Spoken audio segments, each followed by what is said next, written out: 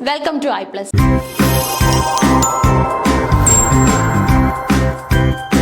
ഇന്നത്തെ ക്ലാസ്സിൽ നമ്മൾ ഡിസ്കസ് ചെയ്യാനായിട്ട് പോകുന്നത് സെറ്റ് ഇംഗ്ലീഷിന്റെ ചോദ്യങ്ങളാണ്. ഓക്കെ, അപ്പൊ സെറ്റ് ഇംഗ്ലീഷിന്റെ പഴയകാല ചോദ്യങ്ങളാണ് ഇന്നത്തെ ക്ലാസ്സിൽ നമ്മൾ ഡിസ്കസ് ചെയ്യാനായിട്ട് പോകുന്നത്. ഓക്കെ, അപ്പൊ നമ്മുടെ ജനുവരി 2025 സംഘടിപ്പിച്ച പരീക്ഷയുടെ ചോദ്യമാണ്. ഓക്കെ, ഇനി വരുന്ന പരീക്ഷയ്ക്ക് പ്രിപ്പയർ ചെയ്യാനായിട്ട് ശ്രമിക്കുന്നവർക്ക് ഉറപ്പായിട്ടും പഴയ ചോദ്യ പേപ്പർ ഒരു വലിയ സഹായമായിരിക്കും. വലിയൊരു അസെറ്റ് തന്നെയാണ് ശരിക്കും പറഞ്ഞാൽ നമുക്ക് പഴയ ചോദ്യ പേപ്പർ എന്ന് പറയുന്നത്. ഓക്കെ, ഏറ്റവും റീസെന്റ് ആയിട്ട് നടന്ന പരീക്ഷകളുടെ ചോദ്യ പേപ്പർ ഉറപ്പായിട്ട് നമ്മൾ നോക്കിയിട്ട് പോകണം. കാരണം അതിന്റെ പ്രത്യേകത എന്ന് പറയുന്നത് ഇപ്പൊ റീസെന്റ് ആയിട്ട് എന്തെങ്കിലും ട്രെൻഡ് ചേഞ്ചസ് നമുക്ക് ക്വസ്റ്റ്യൻ പേപ്പറിൽ വന്നിട്ടുണ്ടോ എന്ന് മനസ്സിലാക്കാനായിട്ട് അത് വലിയ രീതിയിൽ സഹായിക്കും. ഓക്കെ, അപ്പൊ 2025 ജനുവരിയിൽ സംഘടിപ്പിച്ച സെറ്റ് ഇംഗ്ലീഷിന്റെ ചോദ്യ പേപ്പർ നമ്മൾ പ്രിപ്പയർ ചെയ്യാനായിട്ട് അല്ലെങ്കിൽ നമ്മൾ അതിന്റെ അനാലിസിസ് തുടങ്ങാനായിട്ട് പോവാണ്. അപ്പൊ ചോദ്യം നമുക്ക് ഇവിടെ കാണാനായിട്ട് സാധിക്കും. നിങ്ങൾ നിങ്ങളുടേതായിട്ടുള്ള ഉത്തരങ്ങളൊക്കെ ഒന്ന് മനസ്സിലാക്കി വെക്കുക. പരീക്ഷ എഴുതിയ ആൾക്കാരുണ്ടാവുമല്ലോ, 2025 ജനുവരിയിൽ നടന്ന പരീക്ഷ എഴുതിയ ആൾക്കാരുണ്ടാവും, അടുത്ത പരീക്ഷയ്ക്ക് വേണ്ടി പ്രിപ്പയർ ചെയ്യുന്നവരുണ്ടാവും. സോ അവരൊക്കെ തന്നെ അവരുടേതായിട്ടുള്ള ആൻസേഴ്സ് ആദ്യം ഒന്ന് മനസ്സിൽ കൊണ്ടുവരാനായിട്ട് ശ്രമിക്കുക. അതിനുശേഷം ശരി ഉത്തരം നമ്മൾ ഡിസ്പ്ലേ ചെയ്യുന്നുണ്ടാവും. അതിന്റെ ഒരു എക്സ്പ്ലനേഷനും നിങ്ങൾക്ക് കൃത്യമായിട്ട് തരും. ഓക്കെ, അപ്പൊ ഈ ഒരു പ്രോസസ്സ് നമുക്ക് തുടങ്ങിയാലോ? മുഴുവൻ ചോദ്യങ്ങൾ, അതായത് നമ്മുടെ ചോദ്യ പേപ്പറിലുള്ള മുഴുവൻ ചോദ്യങ്ങൾ നമ്മൾ പല വീഡിയോസ് ആയിട്ട്, അതായത് ഒറ്റ വീഡിയോയിൽ നമുക്ക് ലിമിറ്റ് ചെയ്യാൻ പറ്റില്ല, പല വീഡിയോസ് ആയിട്ട് നമ്മൾ ചെയ്യുന്നുണ്ടാവും. അതിന്റെ എക്സ്പ്ലനേഷൻ നിങ്ങൾക്ക് കിട്ടും. അടുത്ത പരീക്ഷയ്ക്ക് ഉറപ്പായിട്ടും അത് നിങ്ങൾക്ക് ഒരു ഉപയോഗപ്രദമായിട്ടുള്ള മെറ്റീരിയൽ ആയിട്ട് കൺസിഡർ ചെയ്യാനായിട്ട് സാധിക്കും. അപ്പൊ നമ്മൾ തുടങ്ങുവാണ്. The oldest attested subgroup of the Indo-European family of languages.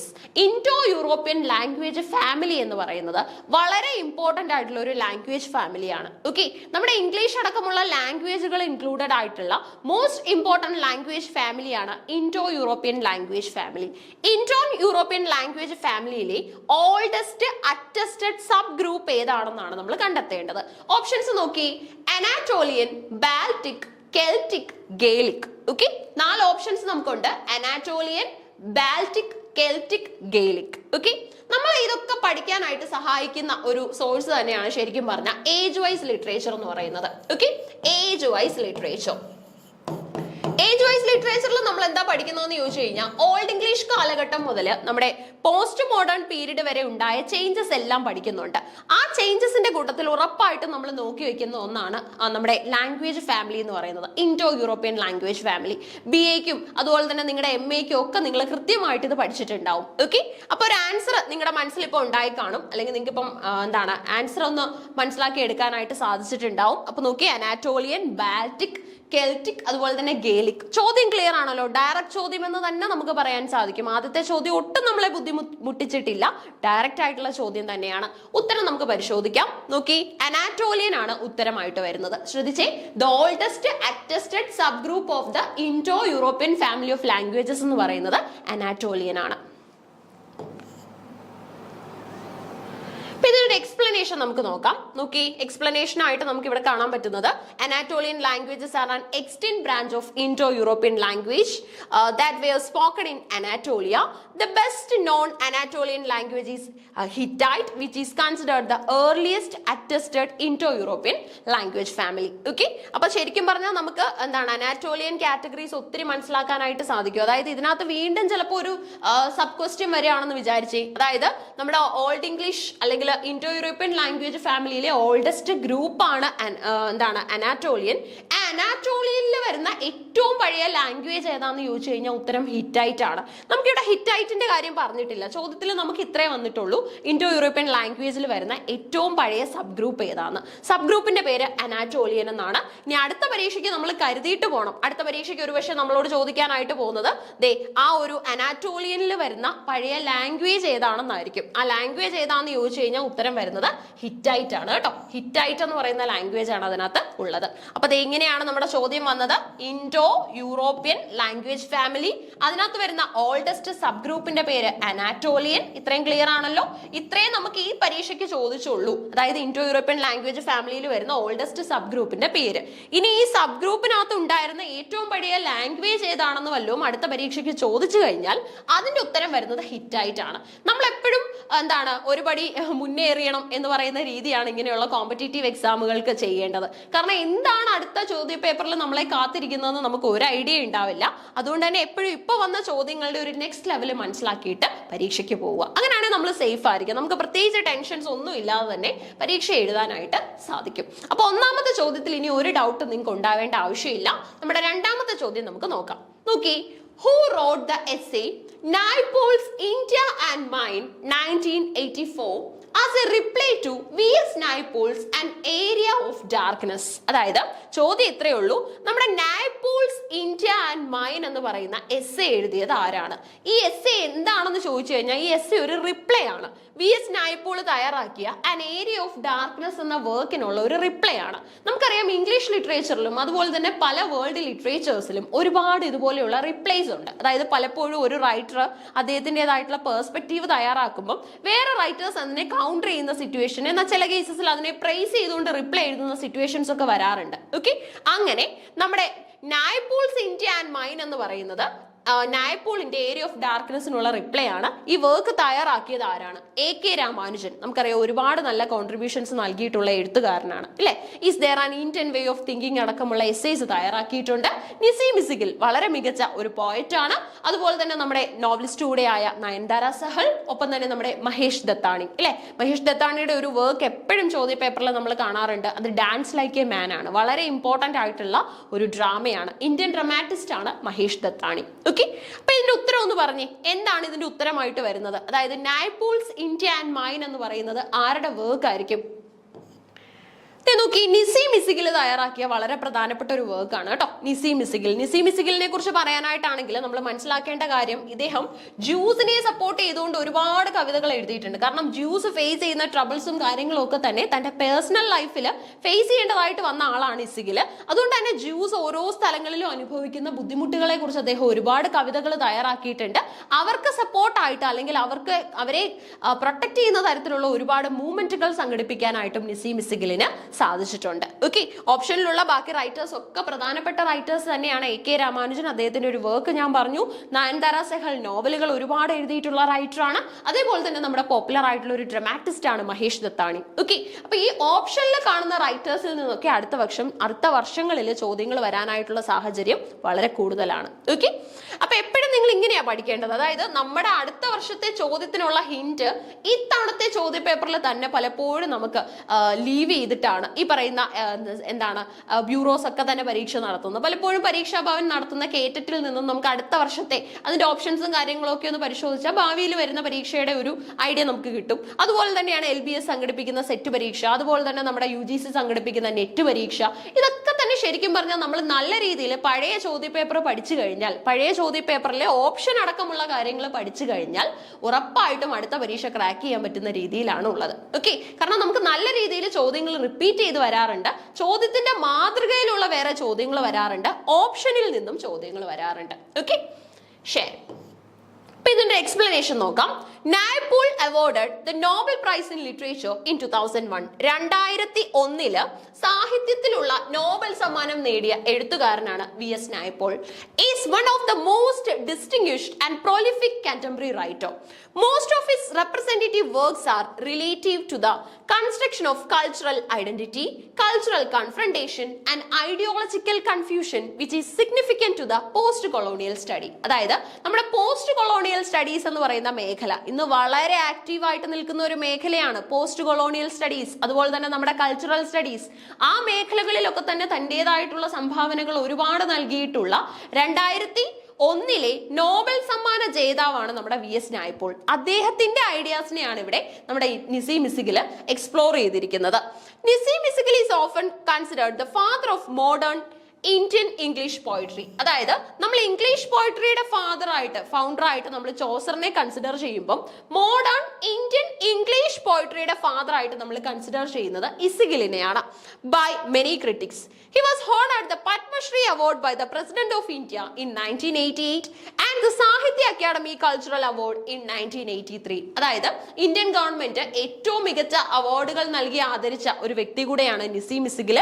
ജ്യൂസിനെ support ചെയ്തുകൊണ്ട് ഒരുപാട് റൈറ്റിംഗ്സ് നൽകാനായിട്ട്, ഒരു പക്ഷേ ഇനി ഭാവിയിൽ നമുക്ക് ജ്യൂസിന്റെ ഒക്കെ തന്നെ എഫേർട്സും അതുപോലെ തന്നെ അവരുടെ സ്ട്രഗിൾസും ഒക്കെ തന്നെ സ്റ്റഡി ബ്രാഞ്ചുകളായിട്ട് ഒരുപക്ഷെ മനസ്സിലാക്കേണ്ട സാഹചര്യങ്ങൾ വരും. ആ സമയത്ത് നിസീം ഇസിഗിലിനെ പോലെയുള്ള റൈറ്റേഴ്സിനെ കുറിച്ച് ഒരുപാട് പഠിക്കാനായിട്ട് നമുക്ക് ഉണ്ടാകും. ഓക്കെ, സോ ഇതാണ് ഇസിഗിലിനെ കുറിച്ച് പറയാനായിട്ടുള്ളത്. VS നായ്പൂളും ഇസിഗിലും വളരെ പ്രധാനപ്പെട്ട എഴുത്തുകാരാണ്, ഒരുപാട് കോൺട്രിബ്യൂഷൻസ് നൽകിയിട്ടുണ്ട്.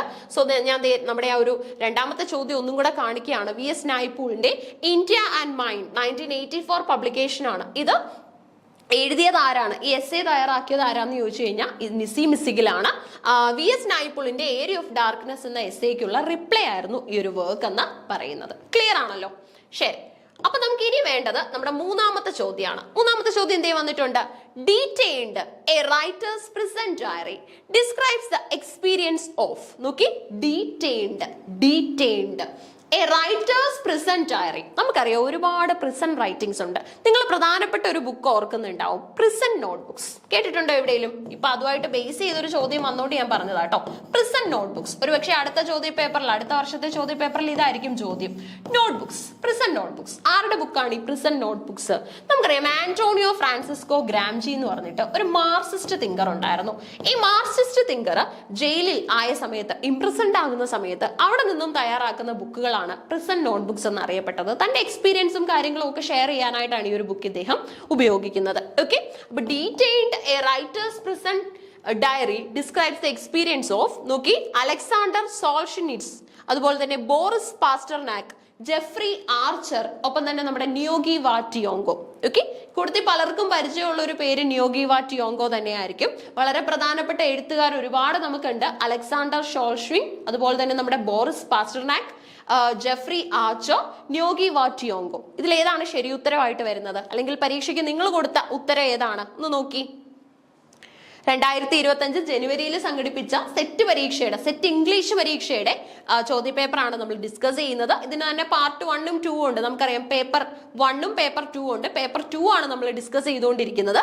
വരും കാലങ്ങളിലുള്ള പരീക്ഷകൾക്ക് ഈ ഒരു ചോദ്യത്തിന്റെ എക്സ്പ്ലനേഷൻ നിങ്ങൾക്ക് ഉപകാരപ്രദമായിരിക്കും. നോക്കി, ഇതിന്റെ ആൻസർ വരുന്നത് നിയോഗി വാ ടിയോങ്കോ ആണ്. ഓക്കെ, അപ്പൊ നിയോഗി വാ ടിയോങ്കോയുടെ വർക്ക് ആണ് detailed a writer's prison diary. Okay, ഇതിനകത്തിൽ ഷെയർ ചെയ്യുന്ന എക്സ്പീരിയൻസ് എന്ന് പറയുന്നത് ടിയോങ്കോ ഇംപ്രിസൺഡ് ആയ സമയത്ത് അദ്ദേഹത്തിന് ഫേസ് ചെയ്യേണ്ടതായിട്ട് വന്ന എക്സ്പീരിയൻസസ് ആണ്.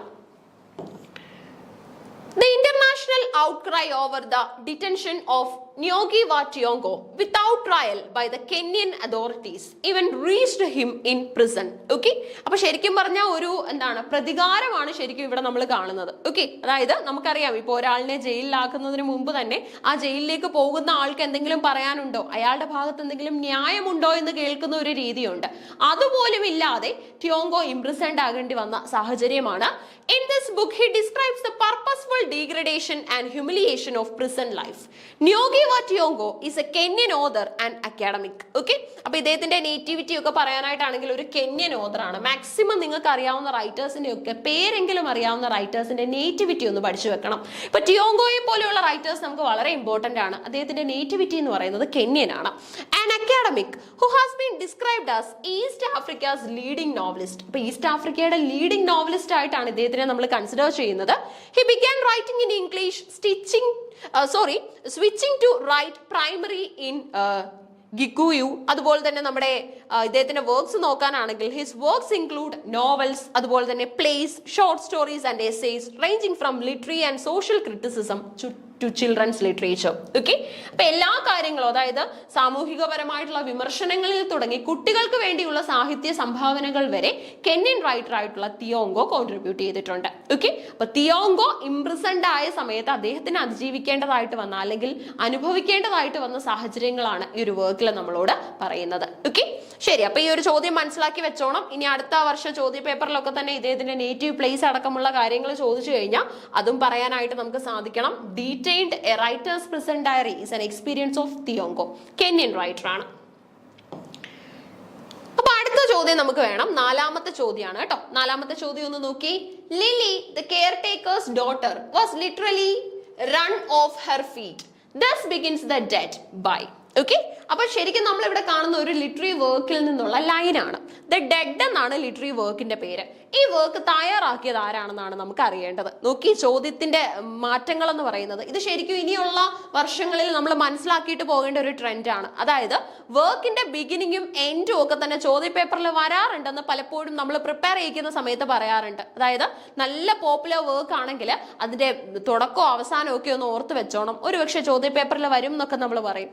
എന്നാൽ സെറ്റ് പരീക്ഷയ്ക്ക് ഈ ഒരു ട്രെൻഡ് ഇതിനു മുമ്പ് ഇതുപോലെ അങ്ങ് വന്നിട്ടില്ല, ഇത്രത്തോളം വന്നിട്ടില്ല. പക്ഷെ ഈ ഒരു ചോദ്യ പേപ്പറിൽ നമ്മൾ ഇത് കാണുന്നുണ്ട്. ഓക്കെ, അതായത് വർക്കിന്റെ തുടക്കമോ അവസാനമോ ഒക്കെ തന്നെ പലപ്പോഴും ചോദ്യമായിട്ട് വരുന്ന സാഹചര്യം. ഡെഡ് പോലെയുള്ള വർക്കുകൾ എല്ലാവരും വായിച്ചിട്ടുണ്ടാവില്ല, എല്ലാവരും മനസ്സിലാക്കിയിട്ട് പോകുന്ന ഒരു വർക്ക് ആവില്ല. എന്നാൽ അതിപ്പോ ചോദ്യ പേപ്പറിൽ അപ്പിയർ ചെയ്യുകയാണ്. അപ്പൊ ഇതൊക്കെ ശരിക്കും നമുക്ക് മനസ്സിലാക്കി തരുന്ന കാര്യങ്ങൾ എന്താണ്, സിംറ്റംസ് എന്താണെന്ന് ചോദിച്ചു കഴിഞ്ഞാൽ അടുത്ത പരീക്ഷയ്ക്ക് നമ്മൾ അത്രത്തോളം കരുതലോടുകൂടി വേണം പോകാൻ എന്നാണ്. ഓക്കെ, കുറച്ചും കൂടെ പ്രിപ്പയർ ചെയ്ത്, അതായത് ഇത്തവണ ഇപ്പം നമുക്കറിയാം പരീക്ഷ എഴുതി കഴിയുമ്പോൾ തന്നെ നമുക്കൊരു ധാരണ ഉണ്ടാവുമല്ലോ, സെറ്റ് കിട്ടുമോ ഇല്ലയോ എന്നൊക്കെയുള്ള ഒരു ധാരണ ഉണ്ടാവും. ഇനി നിങ്ങൾക്ക് കിട്ടില്ല എന്നാണ് തോന്നുന്നതെങ്കിൽ കുറച്ചും കൂടെ ആത്മാർത്ഥതയോടുകൂടി കുറച്ചും കൂടെ ടൈം ഇൻവെസ്റ്റ് ചെയ്ത് പഠിക്കുക. എങ്കിൽ മാത്രമേ നമുക്ക് അടുത്ത പരീക്ഷകളിലൊക്കെ തന്നെ ഇടം പിടിക്കാനായിട്ട് സാധിക്കൂ. HSST ഇംഗ്ലീഷ് അടക്കമുള്ള പരീക്ഷകൾക്കായിട്ട് കാത്തിരിക്കുകയാണ് നമ്മൾ ഓരോരുത്തരും, അല്ലെ? ആ സാഹചര്യത്തിൽ ആ പരീക്ഷയൊന്ന് അപ്പിയർ ചെയ്യണമെങ്കിൽ പോലും നമുക്ക് ഏറ്റവും ഇമ്പോർട്ടന്റ് ആയിട്ട് വേണ്ട കാര്യം സെറ്റാണ്. സെറ്റ് ക്രാക്ക് ചെയ്തവർക്കാണ് HSSTക്ക് അപ്ലൈ ചെയ്യാൻ പോലും സാധിക്കുന്നത്. സോ ആ ഒരു സാഹചര്യം അല്ലെങ്കിൽ അതിന്റെ ഒരു തീവ്രത നമ്മൾ മനസ്സിലാക്കണം. അതനുസരിച്ച് നമ്മൾ അടുത്ത പരീക്ഷയ്ക്ക് വേണ്ടി പ്രിപ്പയർ ചെയ്യണം. നമുക്ക് ഓരോരുത്തർക്കും HSST എഴുതാനായിട്ടുള്ള ഒരു സാഹചര്യം, അതിനുവേണ്ട ഒരു സിറ്റുവേഷൻ നമുക്ക് ഉണ്ടാകണം. അതിനായിട്ട് നിങ്ങൾ ആത്മാർത്ഥതയോടുകൂടി സെറ്റിന് വേണ്ടി പ്രിപ്പയർ ചെയ്യുക കേട്ടോ. അപ്പൊ ഈ ഒരു ചോദ്യം നോക്കിയിട്ട് പോണേ. Lily the caretaker's daughter was literally run off her feet, thus begins the dead by D.H. Lawrence, Andrew Motion, James Joyce, അതുപോലെ തന്നെ നമ്മുടെ ചെക്കോവ്. ഓക്കെ, ഫേമസ് ആയിട്ടുള്ള ഒരുപാട് റൈറ്റേഴ്സിന്റെ പേരുകൾ നമുക്ക് ഇവിടെ കാണാൻ പറ്റും. ലോറൻസ്, മോഷൻ, ജോയ്സ്, അതുപോലെ തന്നെ നമ്മുടെ ചെക്കോവ്. ഓക്കെ, സോ ഇതിൽ ഏതാണ് നിങ്ങൾ ശരി ഉത്തരമായിട്ട് സെലക്ട് ചെയ്യുന്നത്? ഡെഡ് എന്ന് പറയുന്ന വർക്ക് ആരുടേതായിരിക്കും? നമുക്കറിയാം ഈ ജെയിംസ് ജോയ്സ് ഒക്കെ തന്നെ നല്ല ചോദ്യത്തിന്റെ സോഴ്സ് ആണ് കേട്ടോ. കാരണം എന്താണെന്ന് ചോദിച്ചു കഴിഞ്ഞാൽ ജോയ്സിന്റെ യുലൈസസ് പലപ്പോഴും ചോദിക്കാറുണ്ട്. ജോയ്സുമായിട്ട് ബന്ധപ്പെട്ട് ലിറ്ററേച്ചറിൽ എക്സിസ്റ്റ് ചെയ്യുന്ന ഒരു ട്രെൻഡ് ആണ് സ്ട്രീം ഓഫ് കോൺഷ്യസ്നെസ് എന്ന് പറയുന്നത്. ഇദ്ദേഹം മാത്രം അല്ലെങ്കിൽ പോലും ഇദ്ദേഹം സ്ട്രീം ഓഫ് കോൺഷ്യസ്നെസിന്റെ ഇമ്പോർട്ടന്റ് ആയിട്ടുള്ള ഒരു റൈറ്റർ ആണെന്നുള്ളത് സിഗ്നിഫിക്കന്റ് ആണ്. ഓക്കെ, അപ്പൊ സ്ട്രീം ഓഫ് കോൺഷ്യസ്നെസ് ജോയ്സുമായിട്ട് ബന്ധപ്പെട്ടുള്ളതാണ് സ്ട്രീം ഓഫ് കോൺഷ്യസ്നെസ്. ഇനി അതുപോലെ തന്നെ സൺസ് ആൻഡ് ലവേഴ്സ് അടക്കമുള്ള നല്ല സംഭാവനകൾ നൽകാനായിട്ട് നമ്മുടെ ലോറൻസിനും സാധിച്ചിട്ടുണ്ട്. നോക്കി, ഇതിന്റെ ആൻസർ വരുന്നത് എന്താണ്? Lily the caretaker's daughter was literally run off her feet, thus begins the play. അപ്പൊ ഇങ്ങനെ ബിഗിൻ ചെയ്യുന്ന ആ ഒരു ഫേമസ് ആയിട്ടുള്ള വർക്ക് എഴുതിയത് ജെയിംസ് ജോയ്സ് ആണ് കേട്ടോ. ജെയിംസ് ജോയ്സിന്റെ വളരെ പ്രധാനപ്പെട്ട ഒരു വർക്കാണ് ദ ഡെഡ് എന്ന് പറയുന്നത്. അതിന്റെ ബിഗിനിങ് ആണ് നമുക്ക് ഇവിടെ ഉള്ളത്. Lily the caretaker's daughter was literally run off her feet. ശരി, അപ്പൊ ഇതിനൊരു എക്സ്പ്ലനേഷൻ നോക്കാനാണെങ്കിൽ ദ ഡെഡ് എന്ന് പറയുന്നത് ഒരു ഫൈനൽ ഷോർട്ട് സ്റ്റോറിയാണ്. ഈ 1940 കളക്ഷൻ ഓഫ് ഡബ്ലിനേഴ്സ്. നമുക്കറിയാം ജെയിംസ് ജോയ്സിന്റെ വളരെ പ്രധാനപ്പെട്ട ഒരു ഷോർട്ട് സ്റ്റോറി കളക്ഷന്റെ പേരാണ് ഡബ്ലിനേഴ്സ് എന്ന് പറയുന്നത്. ഓക്കെ, ജെയിംസ് ജോയ്സിന്റെ ഷോർട്ട് സ്റ്റോറി കളക്ഷന്റെ പേരെന്താണ്? ഡബ്ലിനേഴ്സ്. ഈ ഡബ്ലിനേഴ്സ് എന്നാണ് പ്രിന്റ് ഔട്ടിൽ അല്ലെങ്കിൽ അതിന്റെ പബ്ലിക്കേഷനിൽ വരുന്നതെന്ന് ചോദിച്ചു കഴിഞ്ഞാൽ 1914 കേട്ടോ. അപ്പം 1914 വന്ന കളക്ഷന്റെ പേരാണ് ഡബ്ലിനേഴ്സ് എന്ന് പറയുന്നത്. ഈ ഡബ്ലിനേഴ്സ് എന്താന്ന് ചോദിച്ചു കഴിഞ്ഞാൽ ഷോർട്ട് സ്റ്റോറി കളക്ഷൻ ആണ്. ആരുടേതാണെന്ന് ചോദിച്ചു കഴിഞ്ഞാൽ ജെയിംസ് ജോയ്സിന്റെ ആണ്.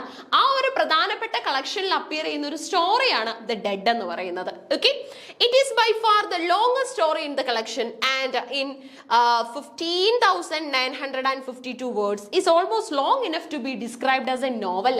ഓക്കെ, നമുക്കറിയാം ഈ എന്താണ് ലെങ്തിന്റെ ബേസിൽ നമ്മൾ പറയാറുണ്ട് ഷോർട്ട് സ്റ്റോറി, ഇനി അതുപോലെ തന്നെ നോവല്ല, നോവൽ. ഓക്കെ, അപ്പൊ ശരിക്കും ഒരു നോവലോളം അല്ലെങ്കിൽ ഒരു നോവലിലോളം ലെങ്ത് ഉള്ള ഒന്നാണ് നമ്മുടെ ഷോർട്ട് സ്റ്റോറി ആയിട്ടുള്ള ഡെഡ് എന്ന് പറയുന്നത്. ഡബ്ലിനേഴ്സ് എന്ന് പറയുന്ന കളക്ഷനിൽ ഉള്ള ഏറ്റവും ലോങ്സ്റ്റ് ഷോർട്ട് സ്റ്റോറി ഏതാണെന്ന് എപ്പോഴെങ്കിലും ചോദ്യ പേപ്പറിൽ വന്നു കഴിഞ്ഞാൽ അതിന്റെ ഉത്തരവും ഡെഡ് തന്നെയാണ്. ഓക്കെ, അപ്പൊ നല്ലൊരു ചോദ്യമാണ്. ശരിക്കും നമ്മൾ ഡെഡ് ഒന്നും അത്രത്തോളം കുട്ടികൾ നോക്കിയിട്ട് പോയില്ല. ഡബ്ലിനേഴ്സ് എന്ന് പറയുന്ന ഷോർട്ട് സ്റ്റോറി കളക്ഷൻ ആരുടേതാണെന്ന് ചോദിച്ചു കഴിഞ്ഞാൽ അവർ ഉത്തരം പറയാതെ ജോയ്സിന്റെ ആണെന്ന്. ഇനി അതുപോലെ തന്നെ അത് അപ്പിയർ ചെയ്ത അല്ലെങ്കിൽ പബ്ലിഷ് ചെയ്ത വർഷം ചോദിച്ചു കഴിഞ്ഞാൽ 14 അതിനകത്തിലുള്ള സ്റ്റോറിയും അല്ല ചോദിച്ചിട്ടുള്ളത്.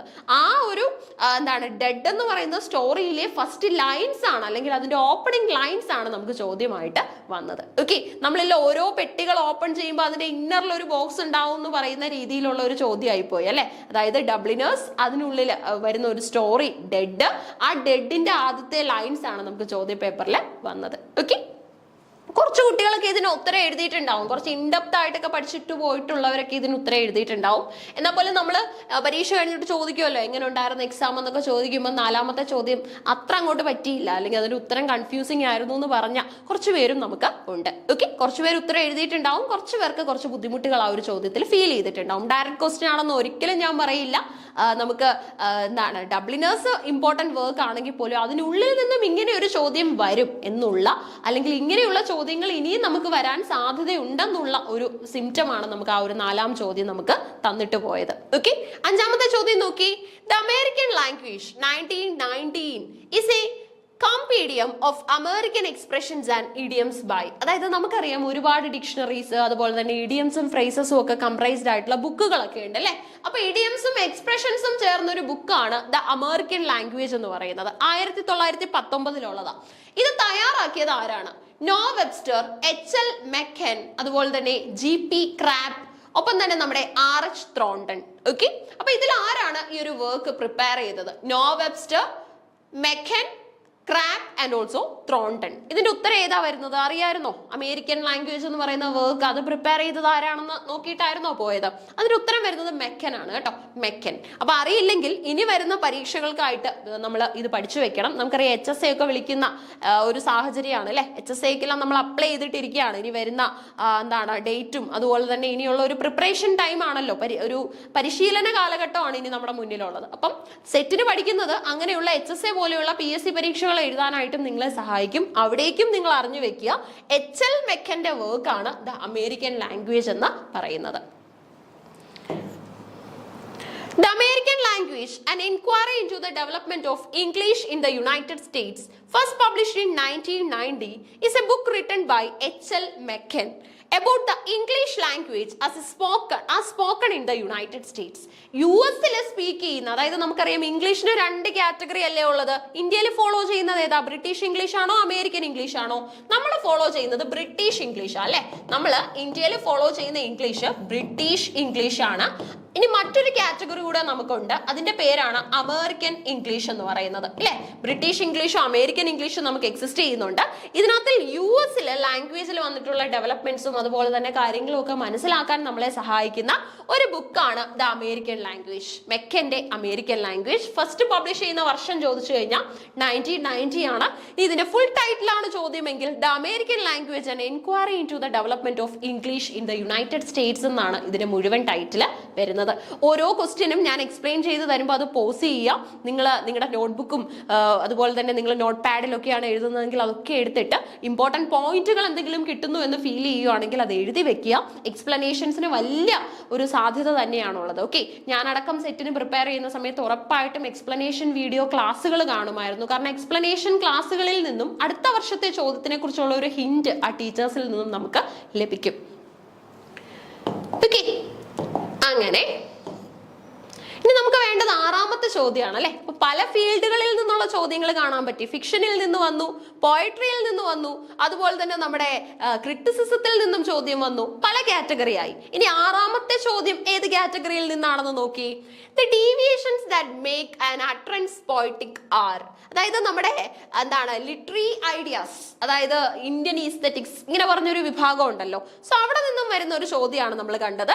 The deviations that make an utterance poetic are ഗുണ, ധ്വനി, വക്രോക്തി, അലങ്കാര. ഗുണ, ധ്വനി, വക്രോക്തി, അലങ്കാര. ഈ സൗണ്ട് അട്രൻസിനെ നമ്മൾ എന്താണ് പറയുന്നത്? അതല്ലേ ചോദ്യം. നോക്കി, the deviations that make an utterance poetic. ചില ഡീവിയേഷൻസ് ഒക്കെ വരുന്ന സമയത്ത് ചില അട്രൻസസ് അങ്ങ് പോയറ്റിക് ആയിട്ട് മാറും. അതായത് നമുക്കറിയാം സഹൃദയൻ എന്നൊക്കെ പറഞ്ഞിട്ടുള്ള ഭാവനകൾ, ഐഡിയാസ് മലയാളത്തിലും കേട്ടവരാണ് നമ്മൾ, മലയാളത്തിലും പഠിച്ചവരാണ് നമ്മൾ. ഓക്കെ, അതിൻ്റെയൊക്കെ ഒരു ഇംഗ്ലീഷ് വേർഷൻ ആണ് ഇന്ത്യൻ ഈസ്തെറ്റിക്സിൽ പഠിക്കുന്നത്. അവിടെ നമ്മൾ ഗുണ പഠിക്കുന്നുണ്ട്, ധ്വനി പഠിക്കുന്നുണ്ട്, വക്രോക്തി, അലങ്കാര, ഇങ്ങനെയുള്ള പല കോൺസെപ്റ്റുകൾ പഠിക്കുന്നുണ്ട്. ഫിഗർ ഓഫ് സ്പീച്ച് അല്ല പോയറ്റിക്സ് എന്ന് പറയുന്നത്. പോയറ്റിക്സ് മറ്റൊരു മേഖലയാണ്. ഫിഗർ ഓഫ് സ്പീച്ച് എന്ന് പറയുമ്പോൾ മെറ്റഫറും സിമിലിയും പേഴ്സോണിഫിക്കേഷനും അലിട്രേഷനും ഒക്കെ അടങ്ങുന്ന മറ്റൊരു വിഭാഗമാണ്. ഓക്കെ, സോ ഈ ഒരു കോൺസെപ്റ്റുകൾ ഇവിടെ നിന്നും നമുക്ക് പലപ്പോഴും ചോദ്യങ്ങൾ വരാറുണ്ട്. എല്ലാ പരീക്ഷയ്ക്കും ഇംഗ്ലീഷ് ആയിട്ട് ബന്ധപ്പെട്ടിട്ടുള്ള എല്ലാ പരീക്ഷകൾക്കും അറിയേണ്ട ഒന്ന് തന്നെയാണ് ഇന്ത്യൻ പോയറ്റിക്സ് എന്ന് പറയുന്നത്. അതിപ്പോൾ HSA ആയാലും HSST ആയാലും സെറ്റിനും നെറ്റിനും കേറ്ററ്റ് അടക്കമുള്ള പരീക്ഷകൾക്ക് ഇത് പ്രധാനമാണ്. ഓക്കെ, അപ്പൊ ഇങ്ങനെയുള്ള പോയറ്റിക് അട്രൻസിനെ നമ്മൾ എന്താ വിളിക്കുന്നത്, അല്ലെങ്കിൽ അട്രൻസ് പോയറ്റിക് ആവുന്നതിനെ നമ്മൾ വിളിക്കുന്നത് വക്രോക്തി എന്നാണ്. വക്രോക്തി കേട്ടോ, വക്രോക്തി എന്നുള്ള ഐഡിയ ആണ് നമ്മളവിടെ മനസ്സിലാക്കേണ്ടത്. ഇനി എന്താണ് ഇതൊന്നും നോക്കണ്ടേ, ഇതൊരു സാൻസ്ക്രിറ്റ് വേർഡാണ് വക്രോക്തി. ഇതിനൊരു പോർട്ട്മാന്റിയോ വേർഷൻ ആണുള്ളത്. പോർട്ട്മാന്റിയോ എന്ന് പറയുമ്പോൾ നമുക്കറിയാം, രണ്ട് വാക്കുകൾ ക്ലബ് ചെയ്ത് വരുന്നതിനെ പോർട്ട്മാന്റിയോ എന്ന് പറയും. ബ്രഞ്ച് അതിനുള്ള ഉദാഹരണമാണ്, എഡ്യൂടൈൻമെന്റ് അതിനുള്ള ഉദാഹരണമാണ്. ഓക്കെ, സോ അതുപോലെ വന്ന ഒരു വാക്കാണ് വക്രോക്തി. കമ്പോസ്ഡ് ഓഫ് 2 വേർഡ്സ്, നെയിംലി വക്രത ആൻഡ് ഉക്തി. ഒരു പക്ഷേ ഇനി ഇതായിരിക്കും അടുത്ത വർഷത്തെ ചോദ്യം എന്ന് പറയുന്നത്, അല്ലെങ്കിൽ നമ്മുടെ സെറ്റ് പരീക്ഷ വർഷത്തിൽ 2 വട്ടം ഉണ്ടല്ലോ. അപ്പൊ അടുത്ത ഒരു സമയത്ത് നമുക്ക് വരാനായിട്ട് സാധ്യതയുള്ള ചോദ്യമാവാം ഈ വക്രോക്തി എന്ന് പറയുന്നത് ഏതൊക്കെ വാക്കുകളിൽ നിന്ന് വന്നു എന്ന് ചോദിച്ചു കഴിഞ്ഞാൽ വക്രതയിൽ നിന്നും ഉക്തിയിൽ നിന്നും വന്നതാണ്.